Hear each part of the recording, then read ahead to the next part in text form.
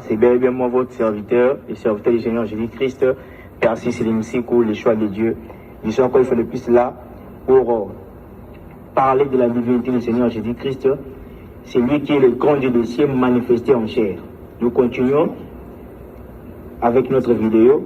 C'est la suite de ces sujets. Jésus-Christ est le grand Dieu des cieux manifesté en chair. Nous parlons de la divinité du Seigneur Jésus-Christ.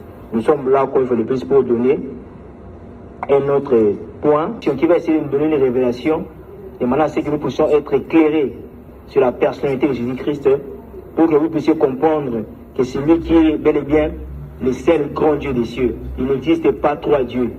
Il existe un seul Dieu qui a joué trois fonctions. Le point que je vais traiter dans cette vidéo est le suivant. L'Éternel, le Dieu annoncé comme l'époux, n'est rien d'autre que Jésus-Christ. Dans l'Ancien Testament, l'Éternel est présenté comme étant l'époux.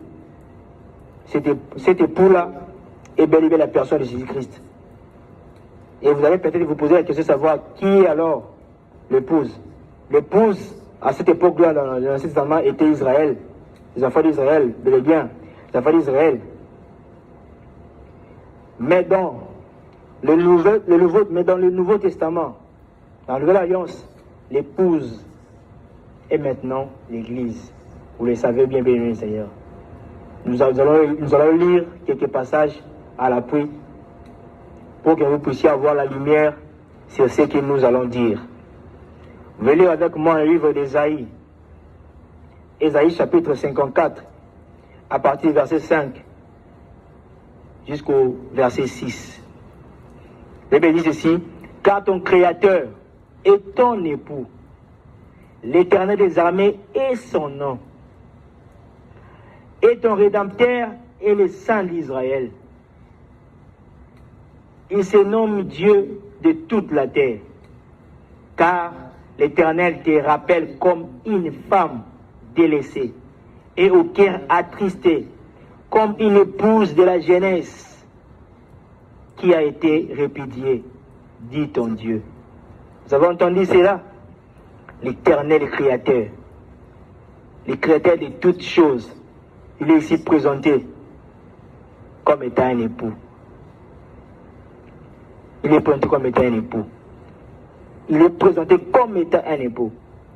Si vous essayez maintenant de lire le livre de Matthieu, le livre de Matthieu, chapitre 25, à partir du verset 1er jusqu'au verset 13, là, le Seigneur Jésus-Christ était en train de donner une parabole de 10 vierges, dont 5 d'entre ces femmes étaient folles et les 5 autres étaient sages. Vous le savez bien, vous connaissez cette parabole. En donnant cette parabole, le Seigneur Jésus-Christ était en train de présenter, de nous faire savoir à quoi ressemble le royaume des cieux, pour que nous soyons prêts. Et aussi, si vous essayez de lire, comprenez que ces femmes-là sont à l'image de l'Église, et c'est lui qui est présenté comme étant l'époux, pour laquelle le jour qui va venir n'est pas connu de nous tous. Mais une chose est vraie, et nous sommes heureux parce que nous avons le Saint-Esprit, qui est lui-même Jésus-Christ vivant en nous. C'est pourquoi il dit que le Seigneur lui-même a un signe qu'il va nous donner à la voix d'un archange et au son de la trompette de Dieu. Il descendra du ciel. Les morts en Christ ressusciteront premièrement. Donc le Seigneur va nous donner un signe. Qui va reconnaître ce signe-là? Ce sont les personnes qui ont le Saint-Esprit. C'est lui-même le Seigneur qui est le Saint-Esprit. Va nous donner, il va nous donner ce signe-là. Ils seront enlevés pour aller régner avec lui. Voilà vous-même. Bien-aimé Seigneur, l'avantage que nous avons auprès du Seigneur, l'avantage que nous avons en ayant Christ dans notre vie et en ayant son esprit qui est lui-même pour nous conduire, pour nous parler à tout moment et pour nous préparer à l'enlèvement. Pour nous aussi compléter Quelques passages que je vais vous donner maintenant, qui démontrent que c'est Jésus-Christ qui est bel et bien l'époux. Qui est bel et bien l'époux. C'est lui qui est notre époux. Venez dans le livre d'Apocalypse, chapitre 19, à partir du verset 7 au verset 10. Éphésiens chapitre 1er, à partir du verset 15 au verset 22. Éphésiens chapitre 5, à partir du verset 22 au verset 32. Essayez de lire ce passage-là, bien aimé Seigneur. Vous comprendrez que c'est bel et bien Jésus-Christ qui est notre époux. Hormis Jésus-Christ, il n'y a pas un autre époux. C'est lui qui est appelé par le nom de l'Éternel. Et c'est lui le même Dieu qui s'est fait révéler par le nom de Jésus-Christ. C'est lui qui est le Christ, le Messie. C'est lui le Sauveur. C'est lui l'Emmanuel. Dieu parmi nous. C'est lui notre époux. Nous, l'Église. Si tu fais partie du corps qui forme l'Église, dis Amen là où tu es. Dis Amen là où tu es. Dis Amen là où tu es, parce que tu es heureux là où tu es de faire partie de ce corps qui sera enlevé, qui va régner avec l'époux, qui va passer la fête des noces avec l'époux. Sois heureux là où tu es. Et si tu ne fais pas partie de ce corps qui forme l'Église, qui est l'épouse du Seigneur Jésus-Christ, je t'appelle à croire à ces messages en ce moment.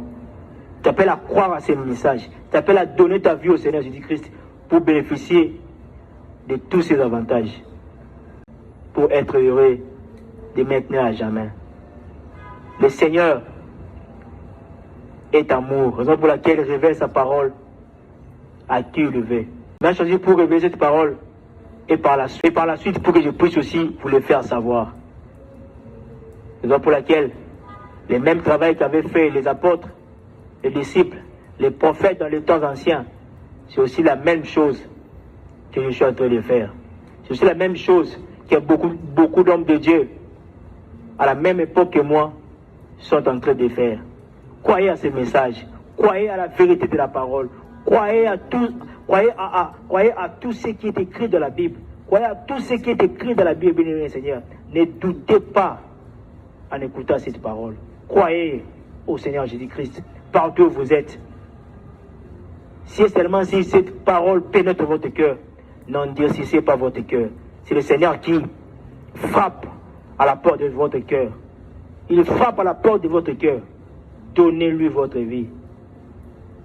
Croyez à ces messages.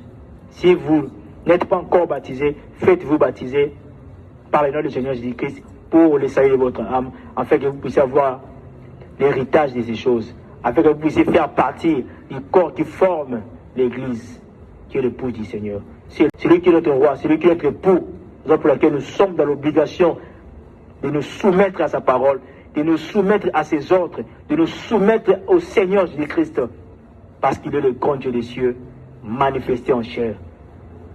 Que le Seigneur vous bénisse. Shalom. À nous revoir dans la prochaine vidéo.